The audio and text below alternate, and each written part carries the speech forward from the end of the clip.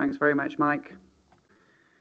Good morning all. Can I welcome all members and officers to this meeting of Cabinet Committee Corporate Parenting, which has been convened as a hybrid meeting. This meeting is being recorded and will be available via the Council's website to be viewed as soon as possible following the meeting. The meeting agenda pack can also be viewed on the Council's website.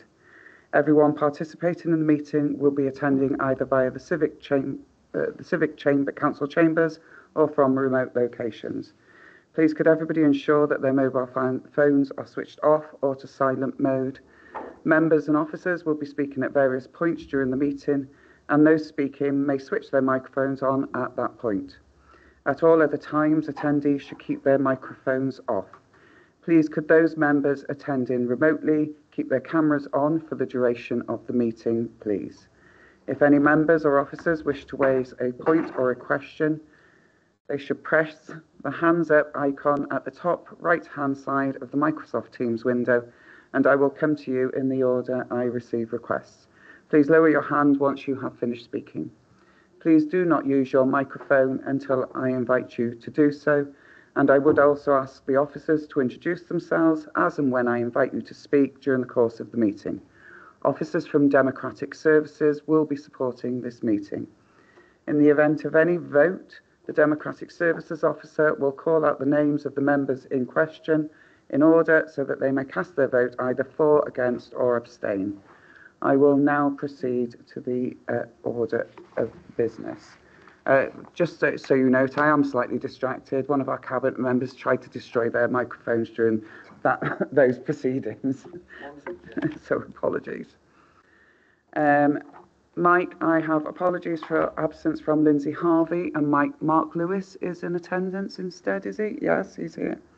The Leader of Council is unavailable this morning, as is Councillor Martin Jones. Councillor Kaparos will join us as soon as possible. Thanks very much. Have we received any other apologies for absence, Mike? None from me, Chair. Okay, thank you very much.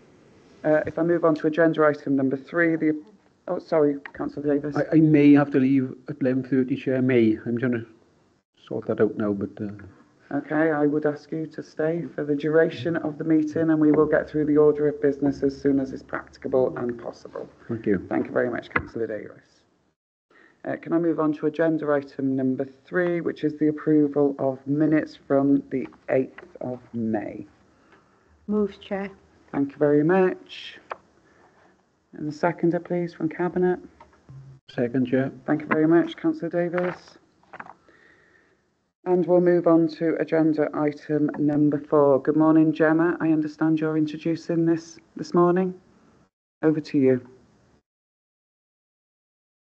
Oh, you will need to unmute yourself. I'm sorry. I did press the button, but it didn't quite register. I do apologise. Thank you, Chair. My name is Gemma Hain. I'm the Employability Bridgend team leader, and I was asked to put together a report on the update to Cabinet report on the service to Employability Bridgend provides to care experienced children within the county borough. So, as a summary, obviously, Employability Bridgend is a umbrella term for several projects that work from UK government and Welsh government funding to support people with employability issues in terms of training, job experience, volunteering and getting work, as well as training and qualifications. So as an externally funded project, we are, we are expected to abide by our funders' requirements, which means that we are actually unable to work with people under the age of 16 who have not completed their full-time education. And for the Multiply project, which also comes under Employability Bridgend's umbrella, that's under the age of 19. So obviously for care experienced children, they can be any age at all. So we are only dealing with a very small cohort of the care experienced children. But we are committed to providing those with individualised support for whatever they need in terms of their employability. So as of the 31st of March 2024, there were 296 16 to 25-year-old care experienced children in BCBC. And of these, 88 were not engaging with offers of support at all from any BCBC service. And many of the rest would be in full-time education or in employment.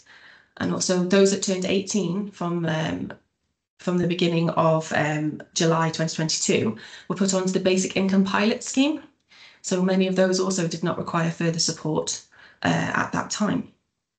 And Employability for Gender sits within the Communities Directorate, and we are aware within the Education Directorate there are programmes such as Just Ask Plus, which includes Inspire to Work, and the Bridgend Youth Support Service, which can engage with people from the age of 11. So they do provide a more dedicated service to children and young people within the county borough. So what you'll see in the report is that we have actually, of those 296 people in total, and obviously not, as I said, not all of those will be requiring support. We've supported 16 since we started as a UK government funded project in the 1st of April 2023. And there are several case studies within the report about the support that we do provide. Multiply, obviously, as a project, has members of staff who sit within the Social Services Directorate and have much more direct contact with people. And that's been very successful in terms of helping and supporting people to achieve their maths GCSE and other numeracy qualifications which support them in their daily lives, and also support them to support their children in school. So it really does uplift multiple generations in terms of the supports provided. I think the biggest issue that we would like to note is that less than 1% of our referrals come from within internal BCBC departments. We will get the rest of our referrals from external partners, from our own advertising, from self-referral, and our partners are Job Centre, Careers Wales, and food banks, and lots of other sort of stakeholders within the community. So we would really like to work more closely with BCBC departments, and we had several meetings to sort of develop relationships to make sure that the people who need support get the right support for them. And then they can come through our triage and they get put to the right project, whatever project that is. So make sure that there is individualised support. And I myself do sit on the employability as the employability rep for the corporate parenting board meetings. And we have signed up to the corporate parenting charter, and we have adjusted our paperwork to make sure that we're asking questions about whether someone is a care leaver or it's a care experienced child, to be able to capture information more fully and to report back more fully in future. I'm sorry, this is my first time doing one of these, so if that's too brief, do let me know, but that is the summary of the report in front of you. Thank you very much, Gemma. I would have an expectation that all members in attendance of this meeting to have read your report fully, and I'm delighted to see this. I think it's a really, really positive step, and I'm really interested in the case studies because I think that brings to life exactly why we do some of the schemes and projects that we do. But I will just hand over to members first, please. Councillor Farr.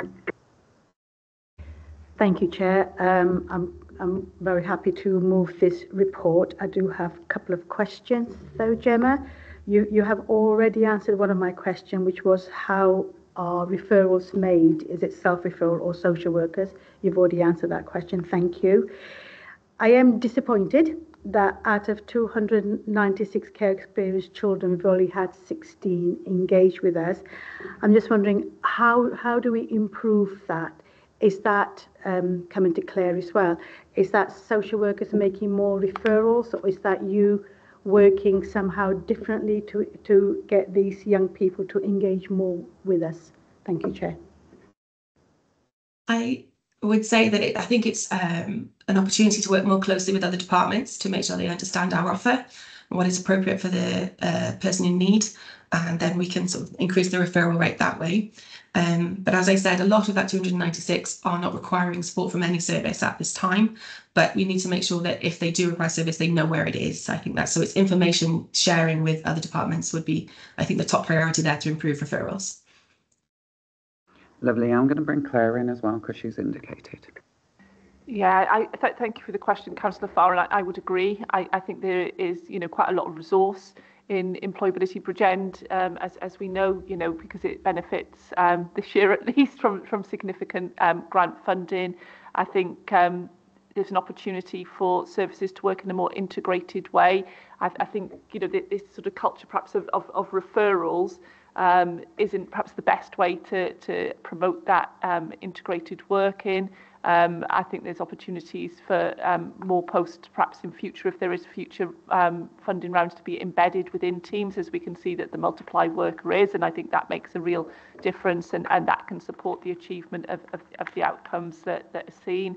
I think in terms of groups of children and young people that we work with, one of my phrases is you've got to fish where the fish are. So you've got to not expect them to come to you. You've got to go to where they are, and make sure that you're getting alongside them and really working on board. I think it was mentioned by Gemma in her introductory remarks about other services that are available within the Education, Early Years and Young People's Directorate. I think that's, for social workers who are very, very busy, they've got quite considerable caseloads, not having to think about, well, which service fits my young person, maybe a single point of entry in terms of referring into employment support type services would be really helpful. So I think there's a lot that we can do going forward. I think some sort of funding certainty would be really helpful, wouldn't it? I know that that's what we all want, but I know that the team is doing a lot of work now when we don't know what the future is going to look like. But when we've got a little bit more certainty about the future, really co-designing that with children, young people themselves, and with those workers, particularly the PAs who are, the direct support, and perhaps working towards a more integrated and embedded way of working going forward. Councillor Evans. Yeah, thank you, Chair. I'd like to second the report, and I would like to say as well that Councillor Farr actually has asked a lot of the questions that I actually had here this morning. However, I do want to put a statement forward in the fact that the case studies were extremely useful. And it is evident from the case studies that when they do engage, the benefits are great. Mm-hmm. So, it is encouraging to see that. However, I would encourage more collaborative working amongst all different directorates to ensure that the take-up is even greater going forward. So thank you. Thank you very much, Councillor Evans. I don't know who's sharing their screen. Oh, I don't know what's going on there. A minute, sorry. Councillor Williams. Thank you, Chair. And I agree that there's some very good positive experiences in the report. However, I would like to draw your attention to the 88 that are not engaging. And I'm just wondering if you had a profile of that 88 young people who are not engaging, and are there any sort of flaws in our current system that's preventing that engagement, or what can we do differently, I suppose, to encourage more of those to come forward and be active participants in the programme? This information I requested from obviously social services when I was putting this report together, so that I was informed about the 88. I can go back and gather some more information from that, but as Employability Bridgend, we don't have knowledge of these people at all. But that is something that can be requested, and we can go back to the committee on that. You don't have knowledge of them, but you must know. Well, so you don't know who they are then? Again, as Employability Bridgend as a separate entity, we don't have knowledge. When I requested the information as to how many care experienced children there were within the council, so I could put the report together accurately, this is the information that was shared with me. Right. But we could go back to that person and request that they forward that demographic up. Councillor Williams, Claire's has indicated that she wanted to. Okay. Yeah, so Councillor Williams, the information would have come from our Just Act Plus 16 Plus team, and there may be issues in sharing individuals' details with another part of the council because of information governance issues. But what I would say is that all young people who engage with us through care will have a pathway plan. That pathway plan should look at their aspirations and what they want to do in terms of education, employment and training. And there is really a lot of support there. I agree that the case studies are excellent when people do engage with the service. There really is a lot of support there to help them achieve those aspirations, certainly at the moment.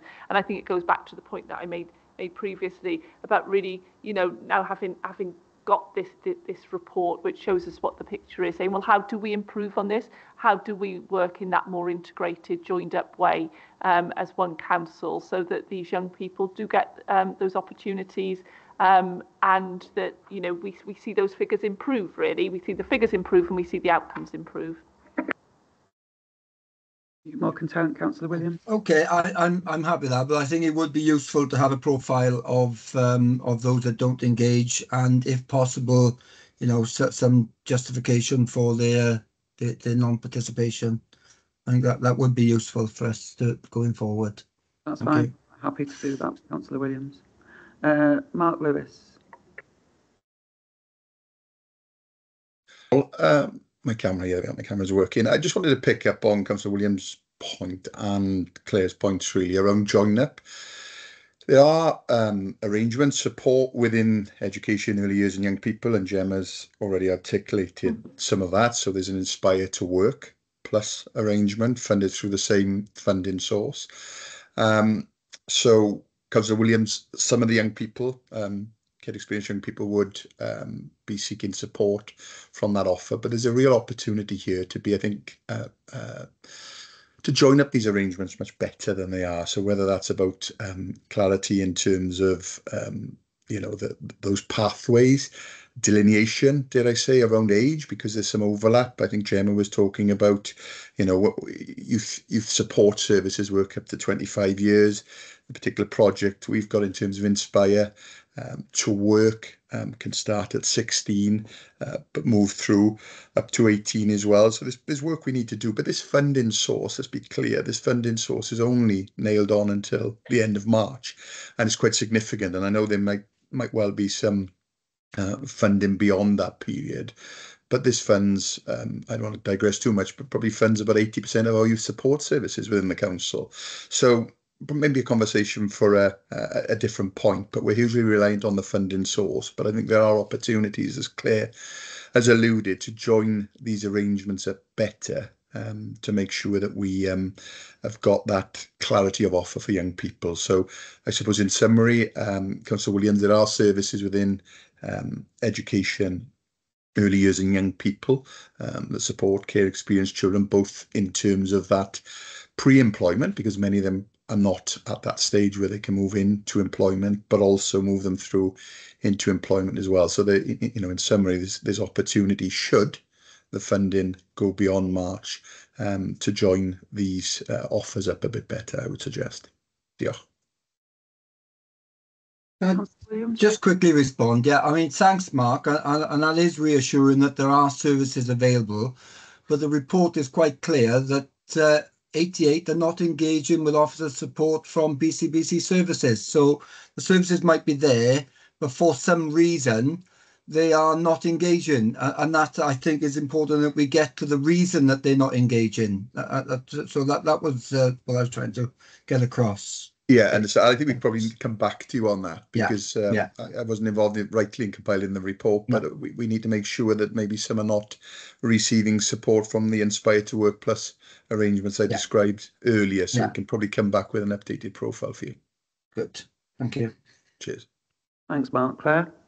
Yeah, you know, one of our key performance indicators that we monitor through, you know, corporate performance assessment, etc., is around the experience of our care leavers engaging in education, employment and training 12 months after you know, becoming a care leaver, and then 24 months afterwards. What we tend to see is that drop off from the 12 months to the 24 months. So I agree it is an area that, you know, as one council and probably through our corporate parenting board, which sits beneath this committee with partners, we want to do some more work around.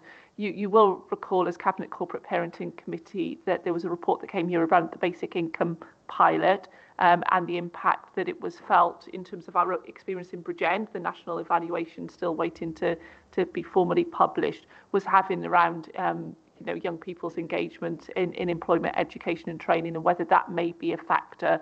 But I think perhaps one joint report come in here which picks up the performance indicator, all the different funding streams, and, you know, perhaps some you know, clear actions in terms of how we can encourage that participation would be helpful for members. Thanks, Claire. Okay, Councillor Williams? Yep. Yep, Thanks, lovely. Chair. Councillor Davis. Yeah, thanks, Chair.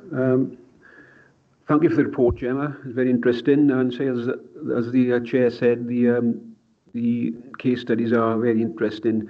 I've got to be careful what I say here. These children are, I suppose, from quite challenging backgrounds. I think it's fair to say some, not all. Some. Is there a sort of the cohort that doesn't attend, doesn't engage with us? Is there a sort of feeling that they may be from a more challenged background and they don't, engage? The ones that actually engage are the ones, from the less. Is that something that we could look at, or am I way off the mark there? Obviously, we can only talk about the people that we know about, but I would say that in terms of across age groups, to be fair, the people who engage with us are the people who are motivated. So it doesn't really matter their background so much. Obviously, that does present challenges in terms of trust in authority figures and belief that they can do things. That poverty of aspiration might be something that comes from a challenging background, but mainly the people who engage with us are the motivated ones who want to change, who believe that there is a change, and the ones that don't are the ones that just don't see the possibility of change. So I think definitely it's the poverty of aspiration is the biggest factor. Yeah, thanks. Yeah, that's worrying, because it tends to suggest that the ones that don't engage are the more challenged children, which we really need to get to get into some sort of scheme. I guess that would be my thoughts. I say it could be way off the mark, but that's a suspicion. Especially what you just said, Gemma. Be honest. So I suppose one of the things that I would say to you, with a lot of experience of working with challenging young people across Wales, Councillor Davis, is that you need to be flexible in your arrangements with them. They wouldn't necessarily have had the great educational background that the stable background that we would like them to have, because quite often care experienced children have had significant moves in their lives as well, which doesn't assist them. So the more flexible we can be in engaging with them, and with the offers that we give them, the better outcomes we'll have for our young people. I know, as an example, working at Hillside, one of the biggest things that we had was some of our children were not very academic, but put them in a woodworking room with carpentry, or if it was a child with a specific interest in cooking and you put them into a catering setting, actually they excel.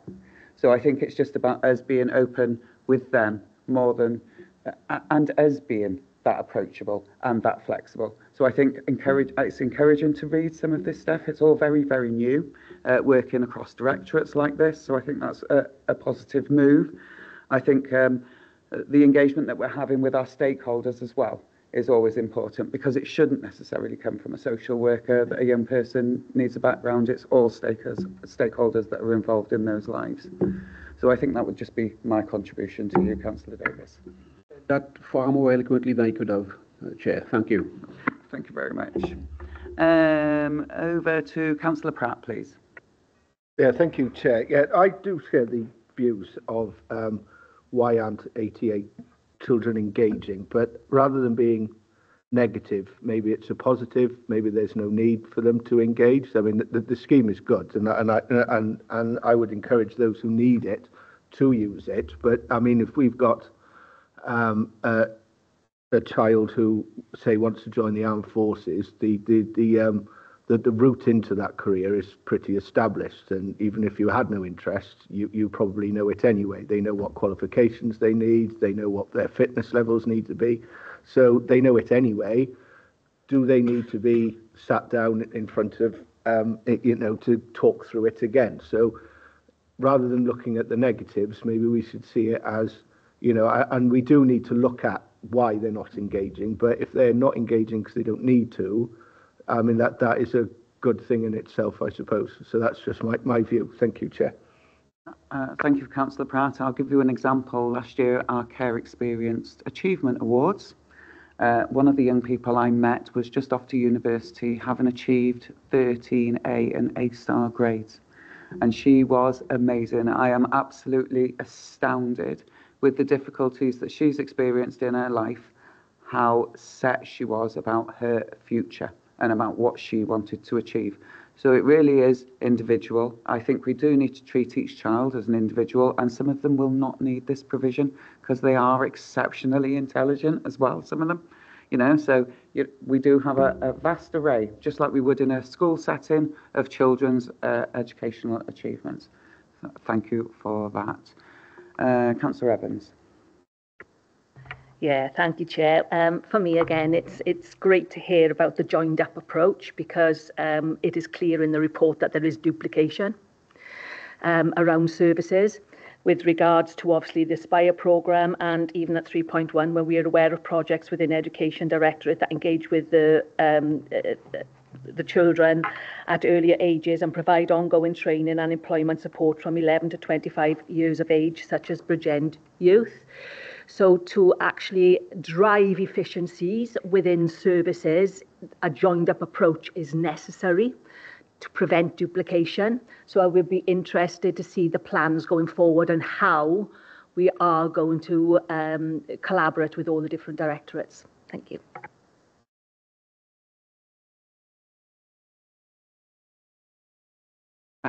Please. Yeah, just to give a sense of where we were at year end. So I mentioned the two performance indicators a little bit earlier on. So the performance indicator is actually the percentage of care leavers who've completed at least 3 consecutive months of employment, education or training in the 12 months since leaving care, and that was 68.97% at the end of last year.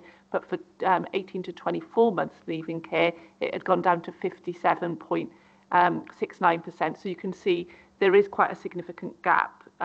You know, so whilst some children and young people, as the deputy leader and I think Councillor Pratt said, you know, don't need this support, a significant number will need additional support, and it is there. So I think that plays to the point you made, Councillor Evans, about that joined up approach, and perhaps coming back into a future committee with some more details around that. Yeah, thank you. I think that is the way forward. Thank you. Thank you very much, Gemma. I'm really pleased to hear that the Directorate has signed up to the Corporate Parenting Charter as well.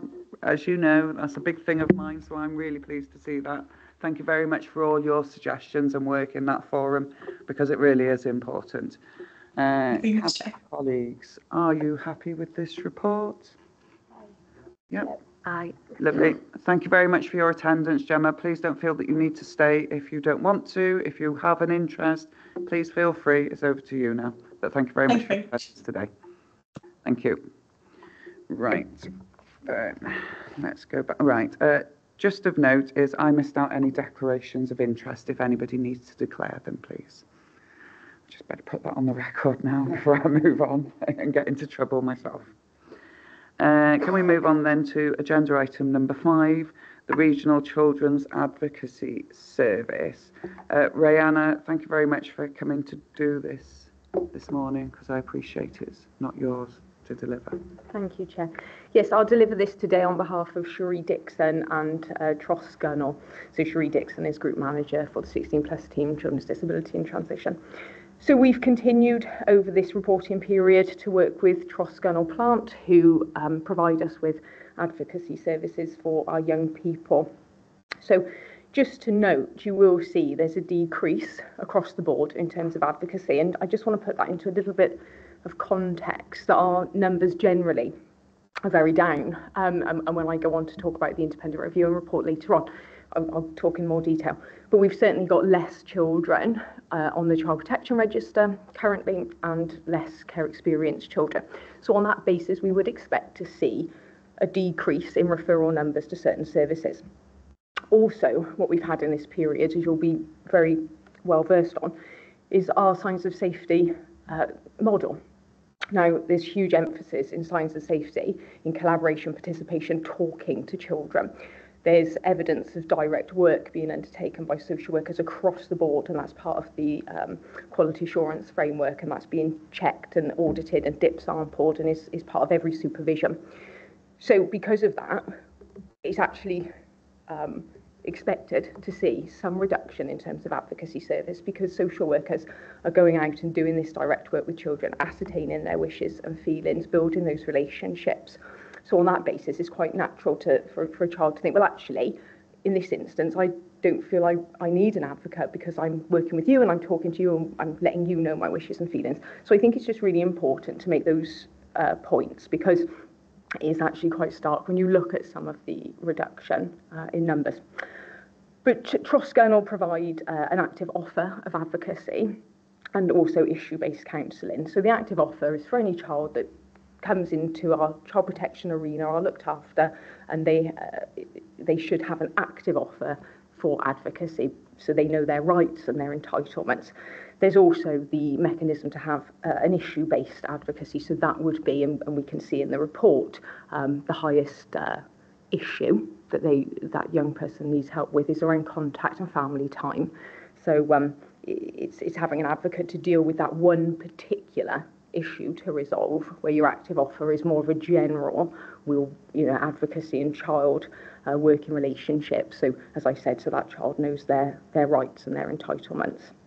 Okay, so as we can see, there's been a decrease in both of the active offers, an increase in active offers for care experience, a decrease in children on the child protection register. But again, I note we have significantly lower numbers of child protection cases currently, and there's been a decrease in the issue-based, but by far generally that is around that family time, as I mentioned. So if I just go through a couple of the highlights from the report, and I'll do my very best to answer questions. I'll certainly take back your questions and respond within a few days. So they've noted in the report, they've observed a decrease in terms of all age groups. Self-referrals, though, continue to be very popular in terms of issue-based advocacy. Children's services are second there in terms of making those referrals. So they've continued to note that 37 young people this year needed some support around family time. The advocate attended numerous meetings. I'll go into some of the breakdown of the meetings, and it's quite interesting to see the expanse, really, that all the different arenas that advocates find themselves in supporting young people. So they've said that they've supported core group meetings, family group conferences, care and support reviews, child protection conferences, and care and support meetings. So it's quite pleasing to see that it's not just one pocket of the work that we do in children's social care that advocacy involved in. It is across the board that they are becoming involved with children and providing that support in meetings. So they've said also pleasingly over this reporting period, 78% of young people had contact with an advocate within 5 days of the issue-based advocacy referral being made. So they've identified that's something they want to improve on, but it is 78% currently. Another highlight that they report on is that they have now got a programme in place for visiting the residential settings within the borough. So they've got that established, so they visit all 4 Bridgend community homes to offer that active offer to those young people. We understand that often, young children and young people living in residential settings are additionally vulnerable. They don't often get to see people in the same way as other children and children living with their families. So they've got good structures in place to visit those children.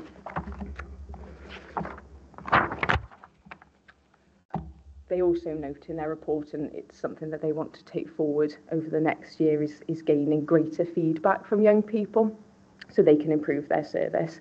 So they've taken forward a couple of different strands to be able to do that, including sort of questionnaires and talking feedback, but also the use of technology, QR codes that they can leave with young people, so young people can fill out surveys, in their own time, and it's less sort of intensive, I guess. And they're saying that their feedback that they've had has increased this year, so that's really pleasing to see. Only by small margins, but 18 young people were happy to give feedback, and that feedback was overwhelmingly positive that they note. So they've put some quotes which I think bring it to life a little bit. One young person has identified that they know more about their rights than they did before, and they feel positive after receiving that support. Another young person said that the advocate had said the things that they couldn't say in a meeting, and that's that's what we want from our advocacy service. We want children to be able to have their voice heard in all the different meetings and forums that they find their life and their situation discussed. so somebody else said, I feel like I have a right to speak and be included in decisions, and that's so important, and we can't ask for more than that. And if the advocate has helped a young person achieve that, then it speaks for itself, doesn't it? Because that couldn't be better. So I'll try to, those are the general highlights, and I've tried to put some of that in context for you this morning. As I said, I will try to answer any questions. But if I can't answer them, I'll take them back and I'll get an answer for you this week. Thank you very much, Ray. Councillor Farr.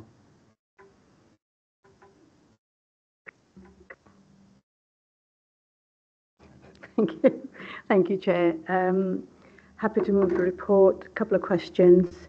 I'm glad you spoke about why there's been a decrease in referrals, which is good to hear. It's really positive to hear that we've got less children in looked after children. We've got less children child protection.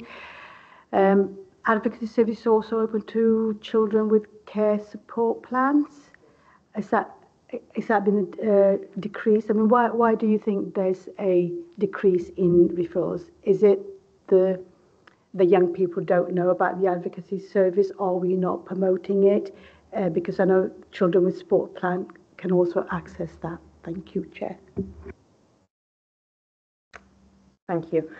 I think there is potentially less opportunity when it's a care and support plan because there is no independent reviewing officer attached to that situation. So that is one less professional that's banging the drum for advocacy. However, I would go back to the original point around signs of safety. The signs of safety is implemented throughout all of our work with children and young people. So part of the process with signs of safety when there's a care and support assessment and a care and support plan is that as that assessment is being undertaken, there will be a family network meeting. So that's where the social worker will facilitate all of the family and friends and significant people in that child's life. They will come together and they will devise a plan. So I think it's natural to make a connection that when you're involving a child in that meeting and all of their family and all of their support networks, that child feels more heard. So I think it's really interesting point. I think it's potentially a little bit early to say because of where we are in the implementation with care and support and signs of safety. I think it's definitely something that will be interesting to report on over the next year. But I don't think we should underestimate the impact that new way of working is having on children and families. It's giving them so much more opportunities to discuss their situation. Lots of direct work is undertaken. So I think children are more, now they have more understanding of who a social worker is, why they're involved, what are we concerned about, who can help me, what are we working towards. So I think there's going to be an impact there. But I do note with care and support, there isn't that independent reviewing officer. And as we'll come on to shortly, the independent reviewing officers are quite, crucial in terms of making sure children's voices are heard and central to decision making, but also that they have that advocacy conversation. Thanks very much, Ray. I think the other thing that I would say under the signs of safety model is the power's handed back to the family rather than us holding the power.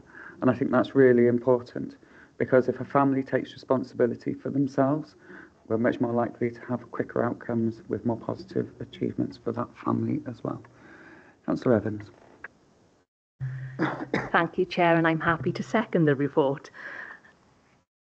Obviously, in this report again, you can see the benefits when people engage, And firstly, I want to say that consultation and engagement is crucial to building effective and efficient relationships. I also notice and I acknowledge the fact that your feedback from young persons is increasing. So thank you for that. I also recognised what has been done so far with QR codes, etc., to increase further feedback. I'm now going to be interested in seeing how you now gain further feedback from those young persons, because this is crucial for their voice to be heard. Okay. Oh, Councillor Farr. Sorry, that's fine. There's another question I forgot Mike. to add. Sorry, I got two more questions. One for Claire, one for you. there were issues raised about residential care. Do you know what that was and how we addressed it? In there was the children raised issues about residential care. That's one question. Then one for you, Claire. It says in part of the report that there were difficulties with social workers feeding back, and it does say that it has improved slightly. Just wondering what measures are we putting into place to make sure that happens, there isn't a lack of connection between what the advocacy is feeding back from the children and the social workers responding to that. Two questions. Thank you. Thank you. Apologies. Can you direct me to the part of the report in terms of residential care? It says that there were several issues raised by the children.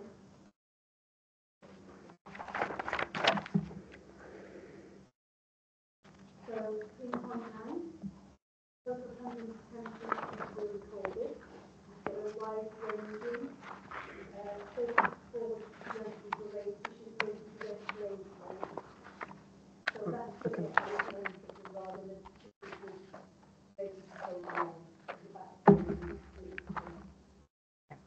Thank you, and apologies, I won't be able to answer that. Sorry, apologies. I should have put my mic on. Right, I think it was 3.310, was it?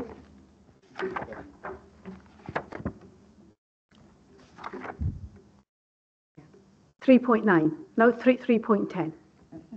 Yeah, thank you. 3.9, where the children raised issues about placements, because obviously we're doing the placements, and that could be residential placement or it could be foster placement. So just interested to know what their issues were and how did we address them. Maybe Claire would know that. Thank you. Yeah, thank you. Chair. And then the question for Claire was, there were concerns about social workers not responding. It has slightly improved, it says. I just want to know what measures are we putting in place to ensure that it carries on improving and that we respond in a timely manner. Thank you. Thank you. And apologies, I may need to report back to you if you require further detail, because it's not my report. What I will say in terms of my general observations, because the independent reviewing service sits with me, is the most common complaints in relation to placements will be about routines, freedoms, rules.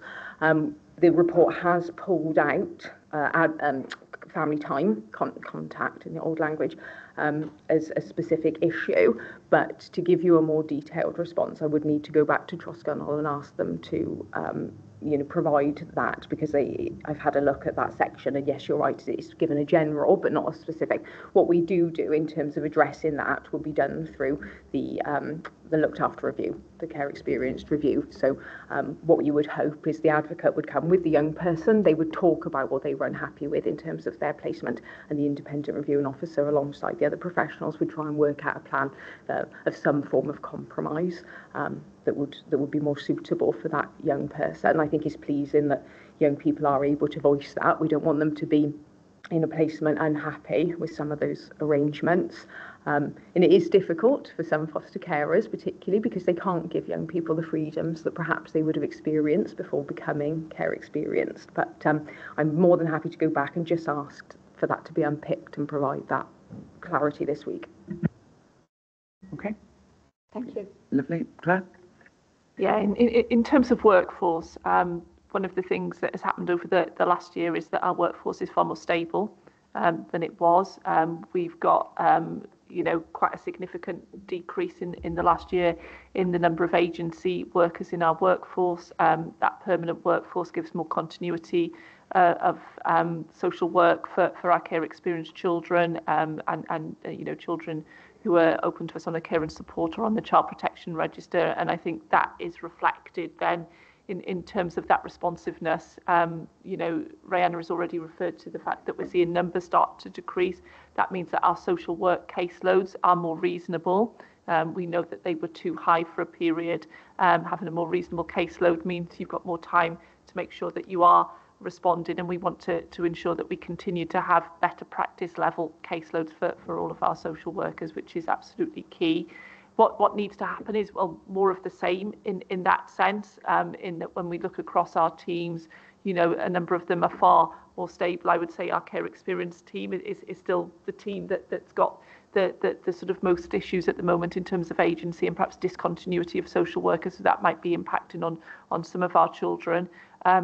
Steve and I did an engagement event going back a few months ago with Bridgend Youth Voice Forum of our care experienced children, and it was quite stark actually. About half the children in that forum had excellent experiences of responsiveness as social workers, and the other half hadn't, and they were both sets were very, you know, happy to express their views. And I think that can, you know, that consistency is something that we need to continue to work on. So as well as there have been significant improvements, getting that workforce right across the piece is key to having that consistency of experience for all our children and young people.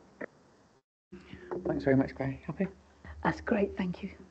I think the only comment that I would make is I'd like to understand there's a new work advocate been appointed for the residential setting. So they're going to undertake a review of the service as is. So I would be interested to know what that review comes out with, please. And I think the one thing I would say about an advocate is we used to have an advocate's visit once a month. We knew what day they were turning up. There'd be a big sign on the office window in every unit. This is your advocate, will be here, independent, you can speak to anyone. And some of the complaints that I heard about some of the settings were, I have to go to bed at 10 o'clock and I'm 14. Well, you're in a secure setting for a start off. And some of the answers are just no. And that's good parenting. And I think that, you know, we need to take on board. We might be giving these children a voice, but sometimes the answer is still no. Thank you very much for that, Ray, and for picking it up last minute. Are all Cabinet members happy with this report? Moving it, please. Aye. Yes, Chair. Thank you very much. Right, and we'll move on. And it's Ray, it's over to you again for the Independent Reviewing Service annual report, please. Lovely, thank you, Chair. I'd like to introduce also Lisa French. She's our permanent team manager of the Independent Reviewing Service, who can answer some questions that you may have also. So you'll see the report takes us from April 23 to March 24. I'll go over some of the highlights. Very pleasing to see the reduction in the number of children subject to the Child Protection Register. And I note, just again for some context, because it's now September, but that rate has reduced even further and currently stands at 155, which is hugely reduced from where we have been. Our care experience population has also continued to reduce and currently today stands at 361, which, as you'll know, again is a reduction. So in terms of positives to report, the Independent Reviewing Service continues to be up in the high 90% in terms of compliance. We've had a really interesting year in terms of the rollout of signs of safety. It's had such an impact on the IRO service, and I'm really pleased to report that the independent reviewing officers have really embraced the model, and it far exceeded my expectations in that regard, because change is hard for teams, but they really have taken to it and are enthusiastic and can't wait to get going in terms of holding child protection conferences under the model. So our current live date to do that is October.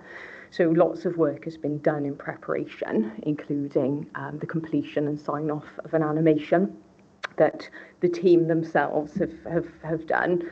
They've agreed the animator, but also the voiceover, the script, everything has been done within the team. So that's something that will be going out to children, their families and partner agencies when they're invited to a conference to let them know what to expect on the day. There's been lots of mock signs of safety conferences held where we've invited partner agencies so they can role play out a signs of safety conference, because it really is going to be so different. And, we're all really excited about it. And of course, it's going to include young people. And that is a huge change for all of us and partner agencies particularly. So we're giving lots of reassurance, because there are some anxieties around how you talk about really difficult things in front of children. But we're giving lots of reassurance. There's lots of additional training. We're really excited. So October is our rollout for that. a huge highlight for the service is having Lisa French and having a permanent team manager. She's come into the role with so much motivation and enthusiasm and really put structure around how the independent reviewing service is working.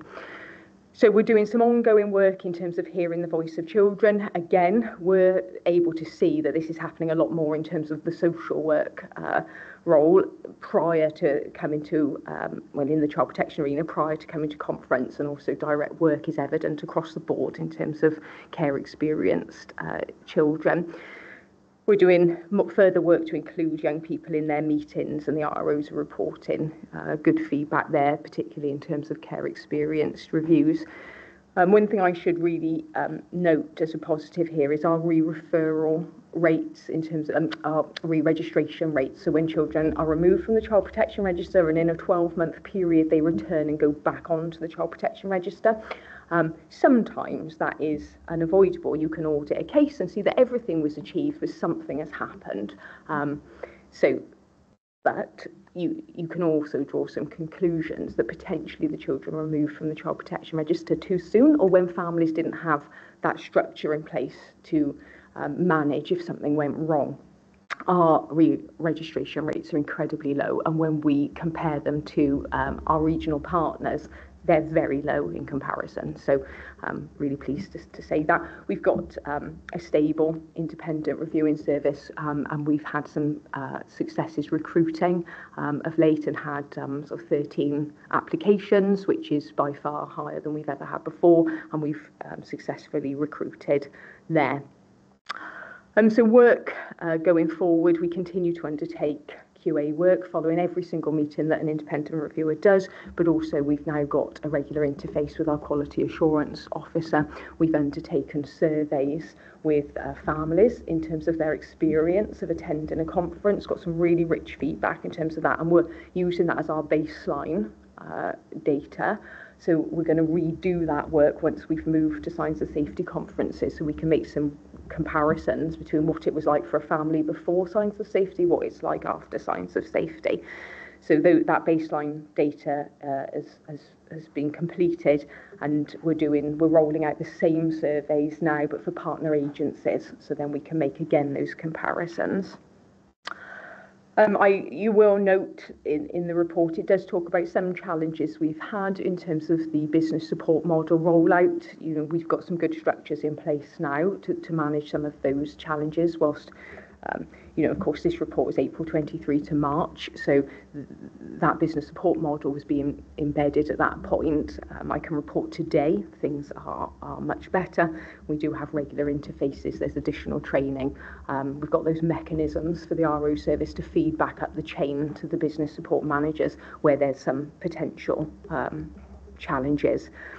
And you'll see at the end of the report in the appendix there is the action plan. And that really sets out the work going forward for the next year, but also what we've achieved over this reporting period. But you're very happy to answer any questions, and between myself and Lisa, we hope to be able to answer them all for you. Thank you very much, Ray. Welcome to Bridgend.